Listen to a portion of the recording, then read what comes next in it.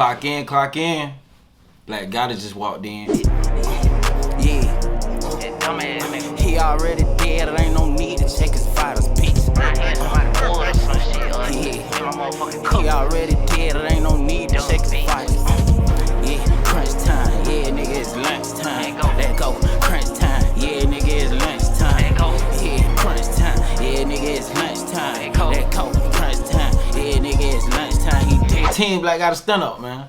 Yo, right now we finna get into this video. I've been wanting to see this video, bro. I just knew it was gonna take time for them to release everything behind what actually happened. And this the Juice WRLD situation. Yeah, I really want to see everything that happened around this situation. Crazy ass situation, bro. Like, at this point, I'm confused. If you know, like, how you feel about it, put it in the comments right now. You feel me? Before we even start watching the video. But as far as what I heard, the plane was on the way landing, and he just threw back all the narcotics. Like, he just threw them back, and I'm like, damn. The hell in his right mind? You feel me? Made him do that. Nobody know what he was going through personally. You feel me? I basically didn't take time out to see if Juice WRLD was going through anything, because it's just like I was just so fascinated with his talent, bro. He was one of the dudes that I know that could actually freestyle for a little minute and it sound like a song, bro. Like, Juice WRLD was actually dope as hell. Like, how he do that? You feel me? I know I'm snapping, but he going crazy. But if y'all know what y'all feel like happened, put it in the comment below. I wanna I'm definitely gonna read all the comments. This video contains information from the streets. The streets. Take everything with a grain of salt. I ain't got no salt right now, but I'm gonna keep that in mind. You feel me? 2019, Juice WRLD and his entourage would begin to board a Gulfstream private jet that was located inside the Van Nuys airport. The private jet would eventually take off at 8:23 p.m. PST, with its final destination being the Chicago Midway International Airport. The jet would be airborne for just over 3 hours before safely landing at the Atlantic Terminal in the Chicago Midway International Airport at around 1:28 a.m. CST. But little did Juice WRLD know that the Department of Homeland Security, the FBI, and the Gang Investigation Federal Task Force were waiting for them to land. After landing, Juice WRLD and his entourage were confronted in the lobby of the Atlantic Aviation Building by 3 FBI agents, a canine officer, as well as Officer Romero of the Chicago Police Department's Gang Intelligence Unit.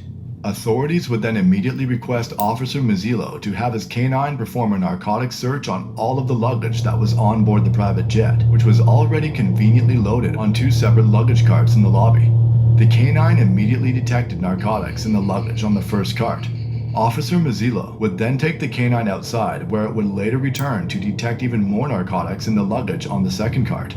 Authorities would then notify Juice WRLD and everyone else that was on board the private jet that the canine detected narcotics in the luggage and that the suitcases were going to be opened and searched. While the search was taking place, Ali Lottie, Juice WRLD's girlfriend, would return from the bathroom and take a seat on the lounge chairs in the lobby, with Juice WRLD seated directly in front and to the right of her.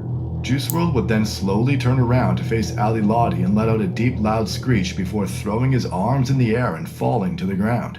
Juice WRLD would then begin to convulse on the ground while blood leaked from his nose and mouth. Ali Lottie began to scream for help. Chicago police officers... Hold the hell up! Hold up, bro. I got questions. First off, why the police was even waiting for them? Obviously, somebody snitched. Somebody told that they probably made a huge transaction before they even hopped on the jet, put everything on the jet. What's the coincidence, nigga? The feds? Man, the feds be watching people forever before they blitz. They must have been seeing them do this again and again, time after time. And then I'm confused on how he just automatically blood coming out his nose. Like, wouldn't it take like some time for the drugs to kick in? Like, what the hell? The drug kicked in immediately? Botica and Daniel McAuliffe would then claim to immediately start helping Juice WRLD by rolling juice on his side to help with his breathing. Officer Botica would then call for the Chicago Fire Department, while a Homeland Security Investigations agent gave Juice WRLD 2 shots of Narcan. Officer Botica would then claim that after receiving the Narcan shots, that Juice WRLD would stop convulsing. Juice WRLD was then transported to the Christ Hospital in Chicago by the Chicago Fire Department paramedics, while the authorities would uncover 41 vacuum-sealed bags containing 70 pounds of marijuana and 6 prescription bottles of codeine. After the search, 2 members of Juice WRLD's entourage were taken into custody by police. The first individual was a man by the name of Henry Dean, who was Juice WRLD's personal security guard at the time. Henry Dean was never on the private jet, but was waiting for them to land at the Chicago International Airport along with a limousine service to pick Juice WRLD and his entourage up in. After getting word that Juice WRLD safely landed, Henry Dean would enter the airport to help everyone that was on board the flight with their luggage, but was quickly stopped by authorities. Officers would then ask Henry Dean if he had any weapons on him, which he would inform them that he did, in fact, have 2 firearms on him but has a valid firearms owner ID as well as a concealed carry license. Unfortunately, these licenses did not allow him to carry a concealed firearm inside an airport, and police eventually arrested Henry Dean on 3 charges relating to the firearms he had in his possession. Wow. The other individual arrested was Chris Long, Juice WRLD's personal photographer and videographer. Chris Long was arrested after authorities discovered a bag containing camera equipment along with a .40 caliber pistol hidden inside. When asked who the bag belonged to, Chris Long would claim ownership of the bag but denied any knowledge of there being a firearm inside. Chris Long would then be arrested and charged with unlawful possession of a firearm at around 2:03 a.m. on December 8, 2019. A little over an hour later, Juice WRLD would be pronounced dead by Dr. Sean Motsney at 3:14 a.m. The cause of death was later revealed to be oxycodone and codeine toxicity. Everyone else that was on board the private jet was free to go without any additional charges. But what about the 70 pounds of marijuana that was trafficked over 2,000 miles across the country? It was stated that neither of the suitcases containing the vacuum-sealed bags had any name or personal items that could be linked to any of the passengers on the jet, and nobody claimed ownership of the suitcases either. But why was it even on the jet in the first place? Juice WRLD was a rich and famous superstar. Why would anyone put Juice WRLD in that position in the first place? Regardless, the feds weren't just going to let drug trafficking slide, right? After looking further into the police report, something odd stood out to me, and that was the fact that the Gang Investigation Federal Task Force was waiting for them to land. I can understand that if the pilot called in a tip stating that there were narcotics and firearms on board, why the Department of Homeland Security, the FBI, and the police being there. But the Gang Investigation Federal Task Force seemed strange and oddly specific.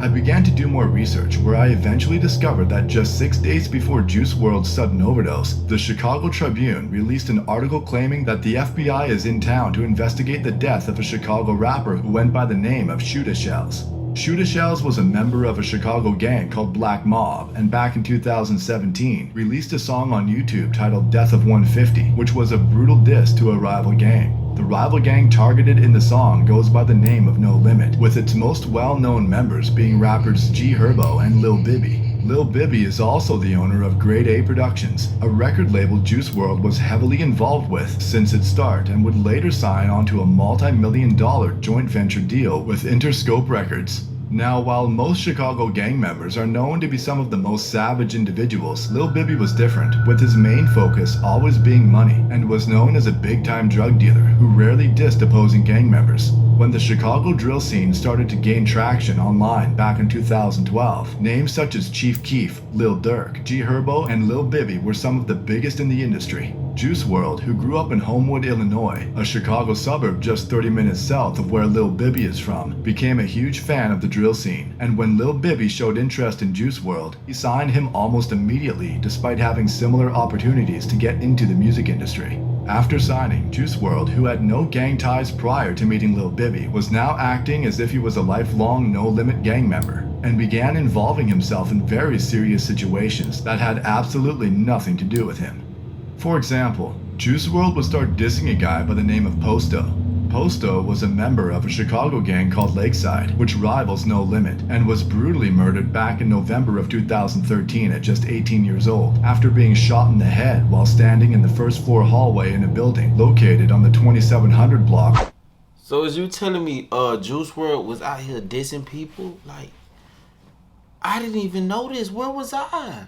You feel me? I was too busy listening to the love songs, nigga. I wasn't listening to his his drill songs. That boy dropped description. What you say about pasta? This is a dirty ass out. Juice WRLD would also diss another No Limit rival who went by the name of Lil Mister. Lil Mister was a well-known Chicago drill rapper and a member of a Chicago gang called WRLD.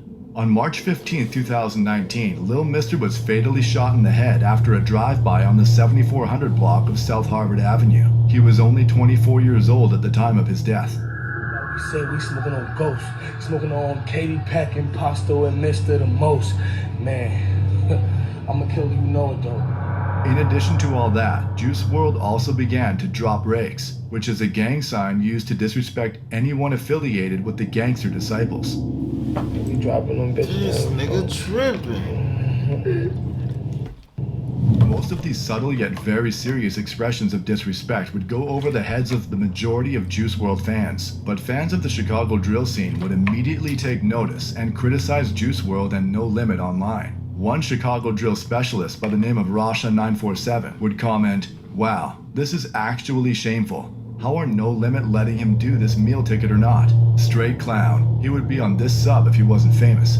Another drill superfan by the name of Throwaway8881 would say, "Herb, Cairo, and Bibby are some clowns for letting him do all this." A now deleted user would respond to that comment with, "It's gotta be awkward these savage hood dudes pretending to vibe with him just for money and clout, when he's clearly some soft suburban dude. Y'all And think him that's what it trying to was? pretend he can relate to their savage mentalities." These situations are prime examples to show the lengths Juice WRLD would go in order to fit in with the No Limit street gang. Now, going back to the narcotics found on Juice WRLD's private jet, Okay, we fans have getting been somewhere. speculating on several theories since the day it happened, with the common one being that the narcotics found on Juice WRLD's private jet were for personal use and were most likely being brought from California to Chicago to be given out to the guests at Juice WRLD's 21st birthday party that was scheduled on the day he unfortunately passed away. Another theory being discussed online is that Juice WRLD's girlfriend, Ali Lottie, was the mastermind behind all of this, with the evidence being leaked court documents claiming that Ali Lottie was arrested for trafficking meth back in 2017. Ali Lottie denied these claims on Twitter by tweeting, "Never seen meth ever, and I'm pretty sure meth is Adderall. Again, this paperwork has nothing to do with me. I'm so sorry. I don't even know the lawyer." Fans would also speculate that Chris Long may have something to do with this due to his ties with the underground cannabis industry in Los Angeles. This is Chris Long, the plug. Royal Buds LA is a store that sells medicinal marijuana. Yes. And you're the manager. Who owns it? Or can you talk about that? Some guys own it. So you really can't talk about who Oh, owns okay, it? I'm not gonna. Okay, that's The fair. weed This is business already is a business shady. where I love the weed business. information is kept close to They the don't chest. secret. Yeah, but basically he works for some dudes that own a lot of them. Like he works with them, and they are fucking. How'd they kingpins find of you? this Shit. And others, more specifically the Chicago drill scene, would speculate that No Limit was behind all of this the whole time, with one highly upvoted comment in particular stating, "Juice WRLD was getting extorted, even though some people like to deny it." Another user would respond shortly after saying, "Thank you. Why would Juice WRLD be traveling on a jet with so much weed? No Limit was using him as a crash dummy. He just so happened to be a superstar." We will likely never know why and how this situation came to be, but at the end of the day, 70 pounds of narcotics were found in the luggage on board the private jet, with the Gang Investigation Federal Task Force in particular waiting for Juice WRLD and No Limit to land. Bruh, that's crazy, bro. Honestly, I wanted to say it, but I didn't want to say it. But it's like in plain sight type stuff. You feel me? It all started from Juice WRLD dissing people that he got nothing to do with, and you don't want to do nothing like that. You feel me? And then you're throwing up gang signs when in all reality, Juice WRLD really didn't have to do none of that stuff, you feel me? Like, let's think about the rappers who have to do that stuff to get attention. Juice WRLD was actually a rapper who ain't have to do none of that to get attention. It's like, my nigga, why? You feel me? And about this crash dummy situation, it's sort of looking like Juice WRLD was kind of willing to do anything to fit in with these boys. You feel me? Now, it's crazy how this just got brought to my attention like this way. You feel me? Juice WRLD was actually a cool dude, you could tell he just got himself in some shit, bro. You feel me? It was just, your whole circle was looking discombobulated. Half white, some gangsters, some thoughts. Like, goddamn, nigga, you just tripping. Like, he had to be one of them niggas who like trail mix. Like, my nigga, get in where you fit in. Stay away from people who want to take away. You feel me? Long little Juice, man. Go ahead, put them black hearts in the comments. Go ahead, throw that Juice WRLD up in the comments, man. Let me know how y'all feel about this. This is definitely crazy. I'm not done with that. Clock out, black guy. Just WRLD out. Okay, I'm out here trying to get paid, but dog, I ain't got no keys.